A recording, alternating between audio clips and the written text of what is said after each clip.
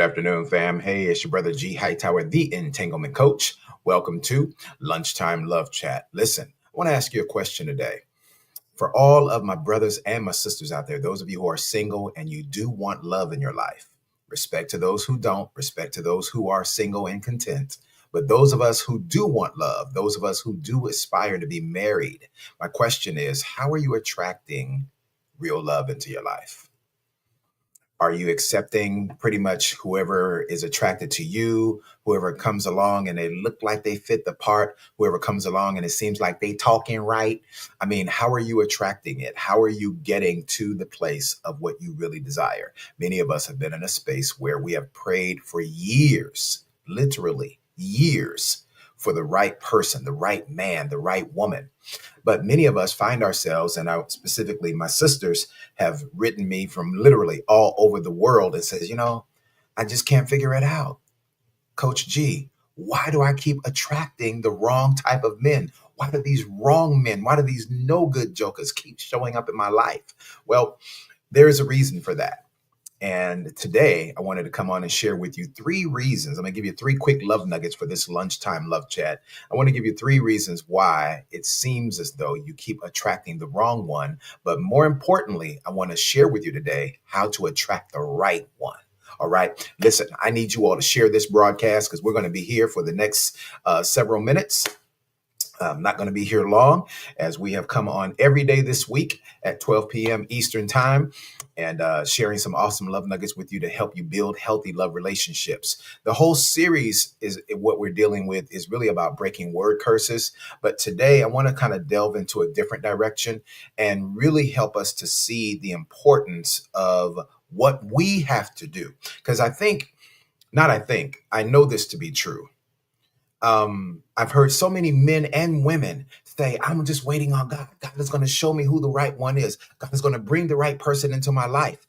And while a lot of what is needed for a healthy love relationship is God's divine intervention, is God's divine direction, family, there's a lot of work we got to do to be prepared and position ourselves for the right one. Because here's the bottom line, family. Real love is not something that we chase after, nor is it real love something that we just wait on.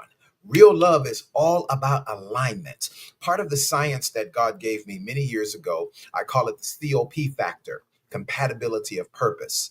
So the beginning, if I can use this terminology, the genesis the genesis of every healthy love relationship, it begins with a man and a woman really knowing who you are in God, being on the pathway of purpose, right? Focus on what you should be accomplishing while you're single.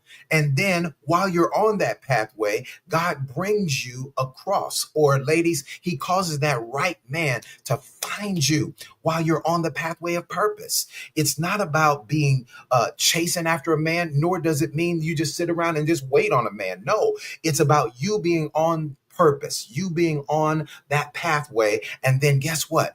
I've heard the testimony from so many happily married women today that I wasn't even thinking about a marriage at that time. I wasn't even thinking about a relationship at that time. In fact, when he came along, when he found me, I was like, hey, I'm busy. I'm doing this, I'm doing that.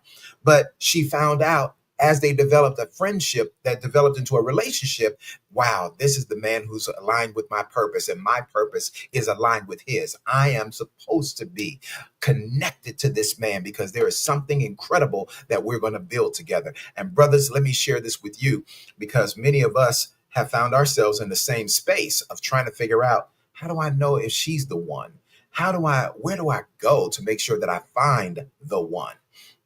Brothers, let me help you. There's a myriad of ways that you can use various platforms and vehicles that you can use to connect with good quality women. But of course, I know the world has changed dramatically. And so now we are subject to hear, we're subject to be, unfortunately, influenced in a negative way against good quality women because we see and we hear from so many women who are really not interested in marriage, and women who are really more so looking to see what they can gain from a man rather than having a desire to build life with a man.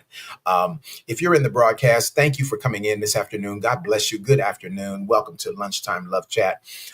Y'all drop a comment in the chat so I'll know that you're here, because sometimes Facebook is, I don't know.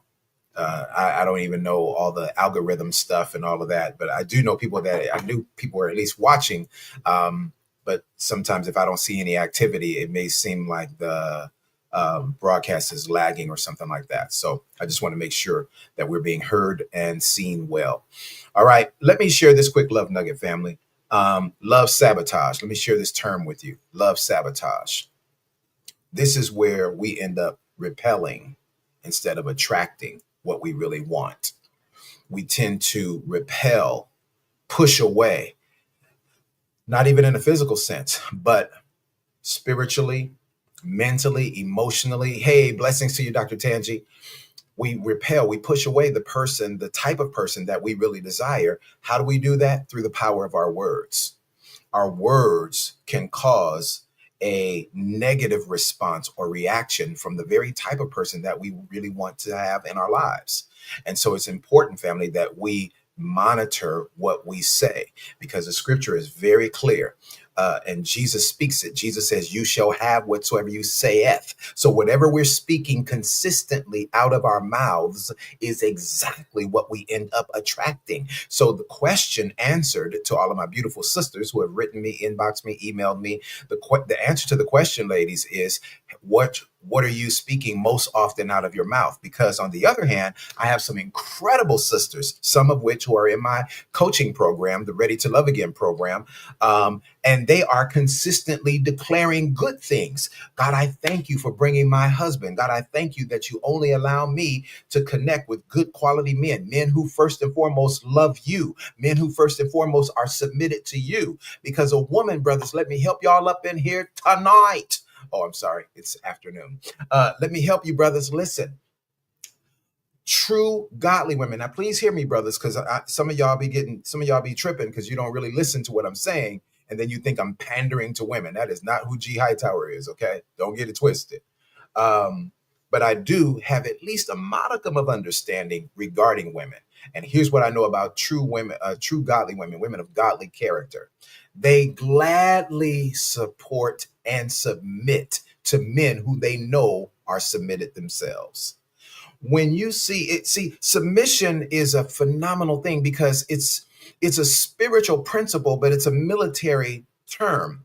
And the thing is, men, you know this, especially those of you who have served in military or in military, paramilitary style organizations, you know that in order for you to be a man in authority, you must also be a man submitted to authority. Unfortunately, we have a generation of men today who don't want to submit to nobody, don't want to be accountable to nobody, but they want everybody to be accountable to and submitted to them. Brothers, it's impossible. You have broken the chain of command.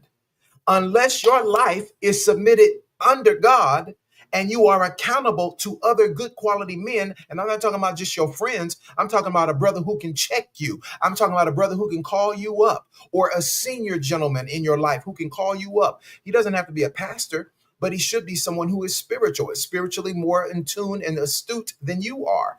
And if that man can call you up and check you. Hey, bruh, you need to get this together. Hey, bruh, what happened to that project you was working on? Hey, bruh, what's going on? Hey, man, I heard this is going on. This is going, what's up? Hey, what do I need to do? Do I need to help you? Do I need to support you? Hey, bro, you need to get that together. If you don't have at least one or two men in your life who can hold you accountable, who can call you and check you, bruh, your life is not a life of full submission. And so it's very difficult. I won't say impossible, but it's very difficult for you to be a man expecting submission, but your life is not under submission. That's breaking the chain of command. The chain of command is that I have to first and foremost be fully submitted unto God. Fully submitted unto God, which means, brothers, we can't live a life of selective obedience. When God speaks, boom, that's what we got to do. We can't say, hey, I do all these good things over here, but when it comes to the honeys, something for the honeys. Shout out to Montel Jordan. Shout out to Pastor Montel Jordan. Listen, we can't be in a place. Hey, bless you, Miss Stephanie. We can't be in a place. Blessings, LaMercia. My beautiful sister all the way from South Africa. Brothers, listen, I got a beautiful sister all the way in South Africa who is single and looking for her husband, waiting for her husband to find her. Brothers, you need to get with your boy. All right, I got you. I got beautiful single sisters everywhere that are a part of my coaching program. All right. Yeah, and a few of them are in this broadcast today. Yeah, get with your boy. All right, boom. Send me an email real quick, brother. Send me an email. I'm serious. I ain't playing no games up in here. Listen, my goal, my passion, my mission in life is building healthy love relationships. Boom. Shoot me an email, brothers.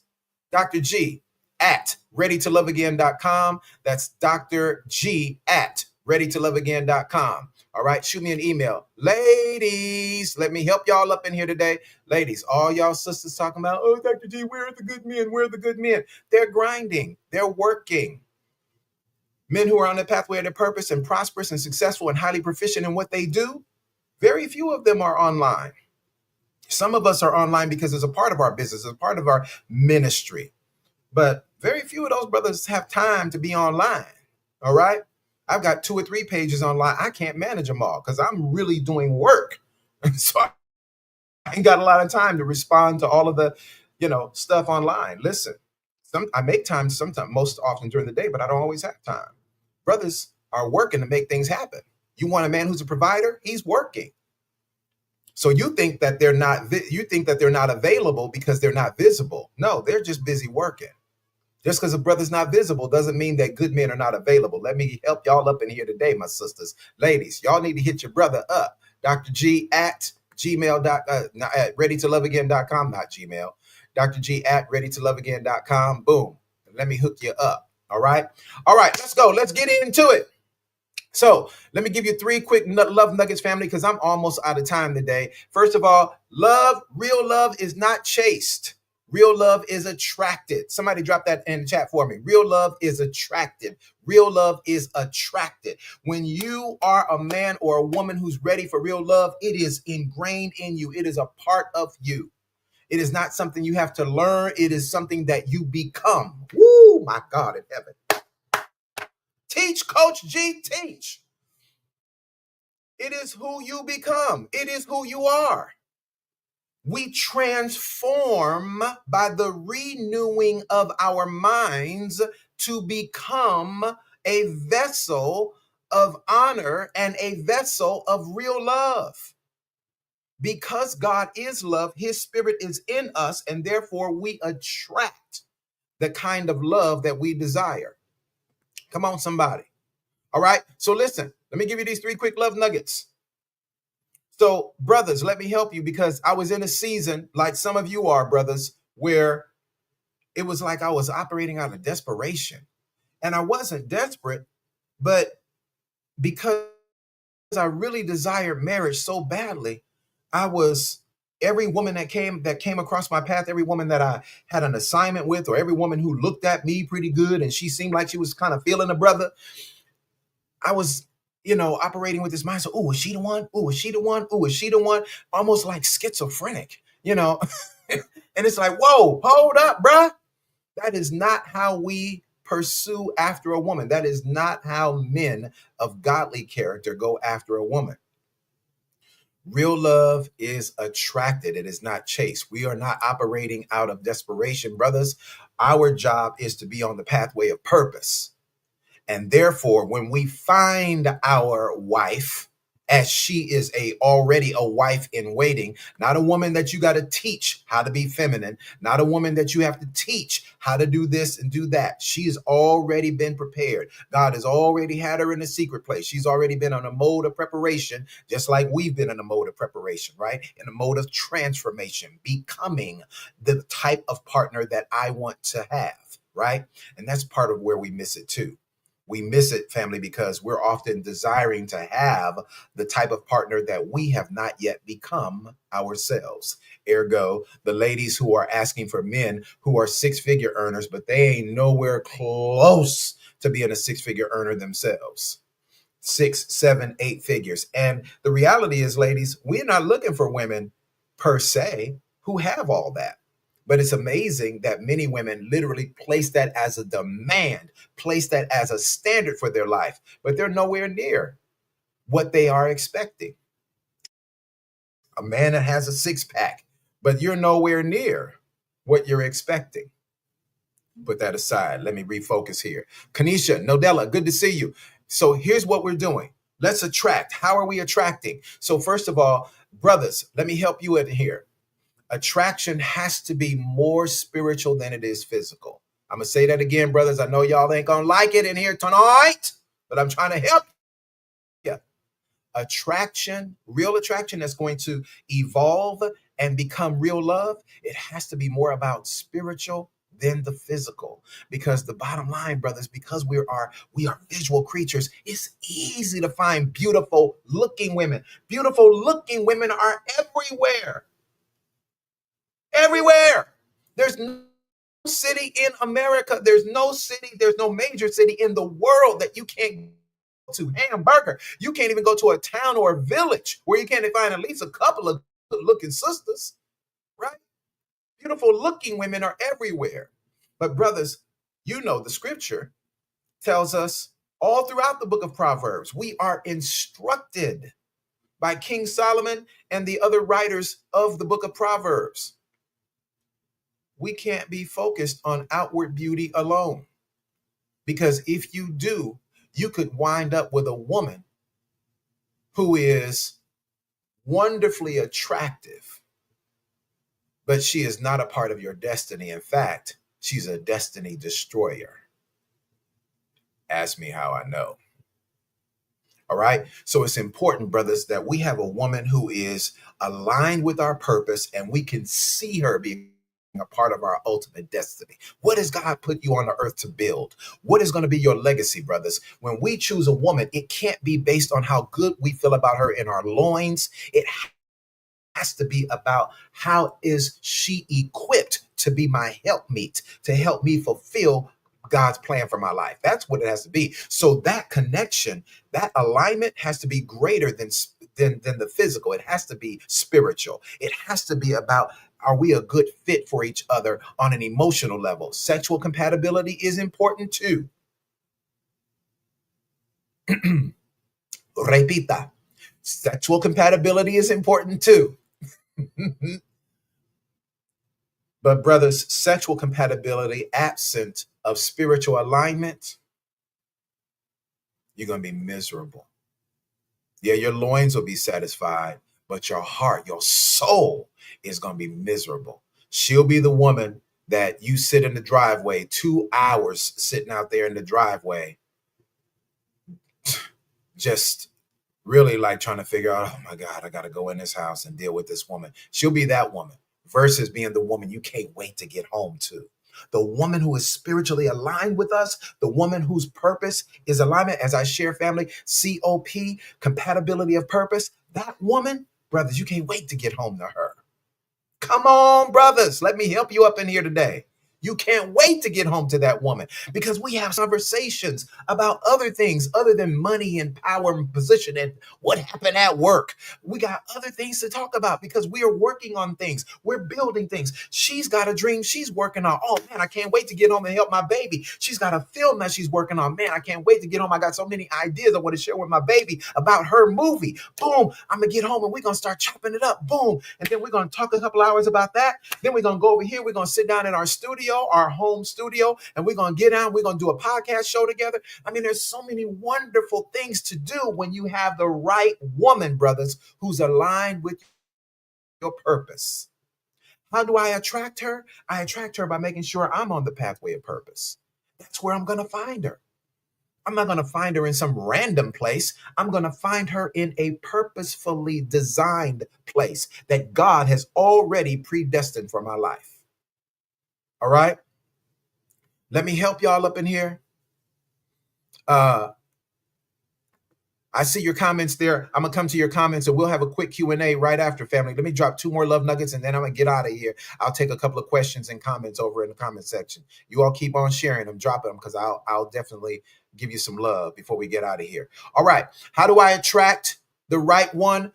Making sure that my soul is healed. from any past soul wounds, abandonment, betrayal, rejection. People who have gone through a lot of rejection. I heard my brother, Pastor Ty Tribbett. Ty Tribbett shared how he got into an adulterous affair. Thankfully, God healed and restored their marriage. His wife was involved in an adulterous affair as well, but God healed and restored their marriage. And what I love about my dear brother Ty Tribbett, who I've never met personally, but what I love about this brother, and I've admired him for many years, is that he's so wonderfully transparent and he loves God. I mean, to his core, that young man loves God. And his pastor told him after everything came out and he had to confess, his pastor told him, he said, I want you to sit down for 6 months. This is going to be a part of your healing and restoration journey. I want you to sit down for 6 months, no traveling, no preaching, no singing, no touring. Can you submit to that? Yes, sir, pastor. And Ty Tribbett submitted. Now, mind you, this brother is a 6, 7, maybe 8-figure earner. I'm not counting his pockets. But I know Ty Tribbett is a very prosperous young man. Okay, the brother been prosperous for many years. All right. Brother's been producing music for years. I mean, his group, GA, which stands for Greater Anointing, his group did background vocals on Justin Timberlake's album. He didn't get paid a lot of money for it, but he got paid some money. They did background vocals and he did some musicianship on Justin Timberlake's album. All right. Y'all argue with somebody else. Don't argue with me about, oh, he shouldn't be doing secular music. Go sit down. You work in a secular business. Sit down. You serve secular customers, people that don't know God. Sit down. You fly on a plane with a man who don't know God, a woman who's a pilot who don't know God. Sit down. Y'all stop having them crazy conversations. You shouldn't work with people who ain't saved. Baby, please. We'll be in the po house if that was the case, because church folk ain't going to support you like that. Love you, mean it. Anyway, back to the matter at hand. When your soul is healed, thank you, Dr. Tangi. My friend, Dr. Tangi, keeps a brother on point. When your soul is healed, you will attract your destiny partner, your purpose partner. Conversely, when your soul is still wounded, guess what? You tend to look at life and relationships through the lens of your pain. And then we speak words based on our pain. You can't trust these men nowadays. You can't trust these women now. These women ain't loyal. That's not true. That's only your reality based on the perspective of your pain. Ain't no good men out here. All these men, all they want is some sex. All they want to do is do their duty and try to get our booty. That's not true. You're only speaking from the perspective of your pain. First of all, boo, you don't know all men. You don't even know all the men in your neighborhood, let alone your city, let alone the nation or the world. Okay? You don't even know all the men in your church. It's amazing how we will have a monolithic paintbrush and we'll paint every group that we don't like or every group that we've experienced pain, like all the people that don't go to church anymore saying I'm suffering from church hurt. And we'll paint with a monolithic brush every group that we don't like or every group that's caused us pain. That's indicative of the fact that you are suffering from a soul wound. That has to be healed in order for you to attract real love. The soul that's still wounded will repel real love. The soul that's healed will attract real love. Last love nugget, and then I'm going to open it up a Q&A real quick. The last love nugget I want to give you for today, family, is this. This is so important. How do we attract real love? You got to make sure that your heart is healed from that you're in a place of forgiveness. Okay? Unforgiveness and bitterness blocks blessings. Unforgiveness and bitterness blocks blessings. Have you ever seen a really nice person, a really astute person, very intelligent, well-to-do, got it going on in their life, but they have a root of bitterness in them? And you don't realize it at first because when we're first connecting and fellowshipping and working together, everything is cool. We're communicating on a high level, whether it's over the phone or in person. But then one day you get into a particular conversation and you see them get emotionally triggered. And then boom, all of a sudden they start really spouting off all of these negative feelings. You're like, oh, man, Miss Kanisha, I didn't know all that was in you. Yeah, I do. I've been feeling some type of way. How long have you felt like that? I've been feeling this way. Listen, let me tell you, because I put on a good face here at work. I put on a good face here at church because we got to do what we got to do. Okay. I'm about getting my bread. Got to get my cheddar to make my life better. But really, how I feel, I can't stand none of these people. You're like, and you are shocked because they've had a root of bitterness in them all the time, but they've hid it very well. And it's not until we begin to have a conversation or we enter into another level of relationship that requires another level of accountability. And boom, all of a sudden, the facade, the mask comes off. And now you see how they really feel. And as a result, you see that that person has had a limited level of advancement in their careers.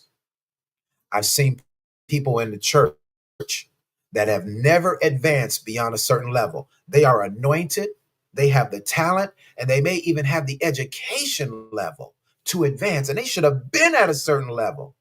But you know what, Stephanie? They did not advance because they got a root of bitterness in them.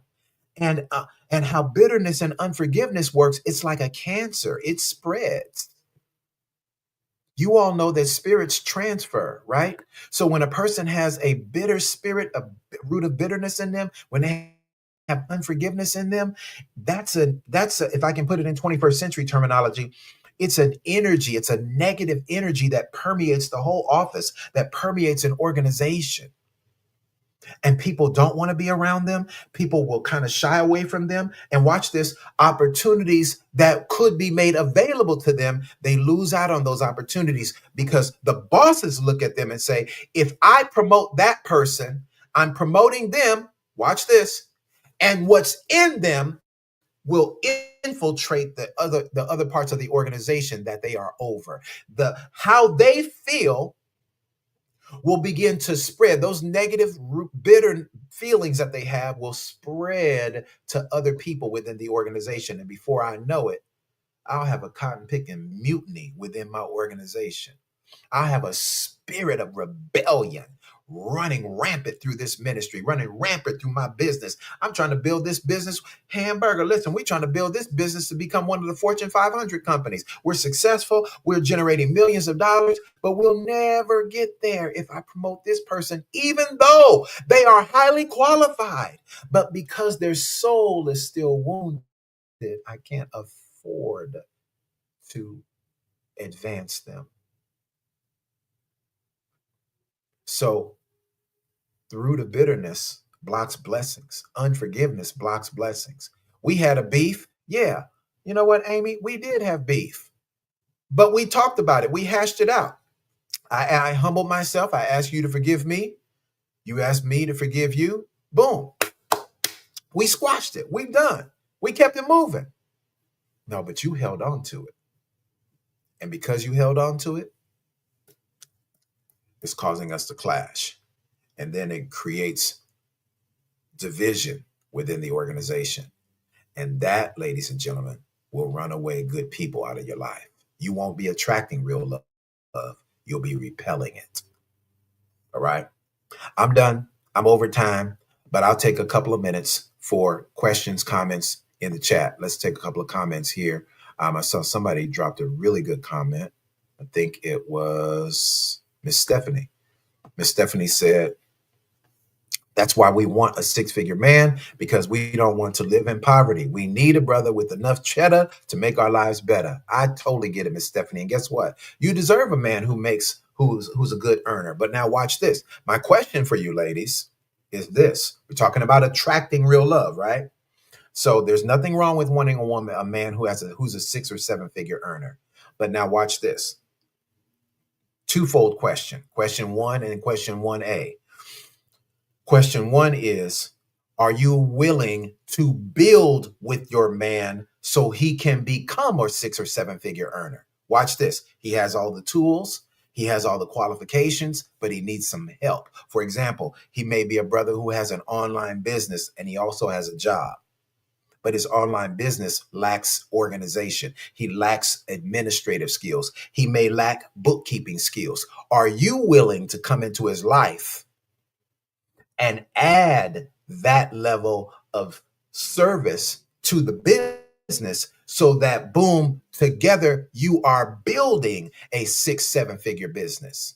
See, most women who say, and I'm not saying this for you, Miss Stephanie, most women who say they want a 6 or 7 figure man, they're looking for it to be ready made. They are not willing to build with that man. They're expecting that man to come and have all that together before he can qualify to become my man.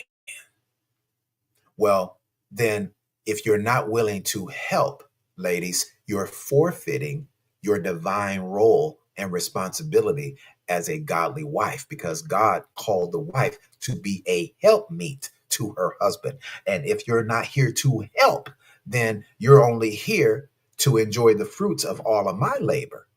But you ain't put in no work to help build this awesome thing that we could share together. Okay. So that's question one. And then question 1A. Well, I won't even ask question 1A because it's really a moot point. But my question is, ladies, for those of you who do desire a 6 or 7 figure earner, are you willing to help build? Are you willing to help that man to become? And I'm not saying, ladies, marry. I'm not implying nor suggesting that you only deal with a man who only has potential. I'm saying when you see a man who's on his path. Perfect example. A friend of mine, we were going to introduce this young lady to an awesome young man who is a basketball player. And needless to say, his father is very famous. His father is actually in the NBA Hall of Fame. Well, his son didn't fare as well coming out of college. And so, but an awesome young man, nevertheless, an awesome young man of character, excellent character, never been in trouble, got his college degree. And we were going to introduce this beautiful sister who also comes from a prominent family in the kingdom, in the church. We were going to introduce her to him. And she knows a little something about sports. And when we talked to her about him, she says, "Oh, I saw him. Yeah, no, he's in the G League." She didn't want to date the brother. She didn't want to even be introduced to the brother because the brother was in the G League. Watch this, ladies. Y'all stay with the brother because I'm going to drop this love nugget and then I'm out. Brothers, you're going to love this one. She didn't even want to be introduced to the brother because he was in the G League. For those of you that don't know what the G League is to basketball what the minor league is to baseball. It's a development league where you play in that league to hone your skills and develop your talents and get stronger so that you can ultimately be elevated and get an opportunity to go to the NBA, to the next level, right? Well, guess what? A year and a half later, not even 2 years later, the brother gets called up. I won't mention his name nor mention the team. The brother gets called up to play, and he starts on the bench playing with a major NBA team, right? He has a great season coming off the bench. And because he had such a great season, they gave him a $55 million contract. Guess what, y'all? Little young sister comes back and says, "Oh, y'all gonna still introduce me to da da da da? I heard he's doing good now. He got to go." No, but we are not gonna introduce you to him. Okay, he's on another path. He's looking for a different type of woman. No, because you only want to get with him now because he's got the money.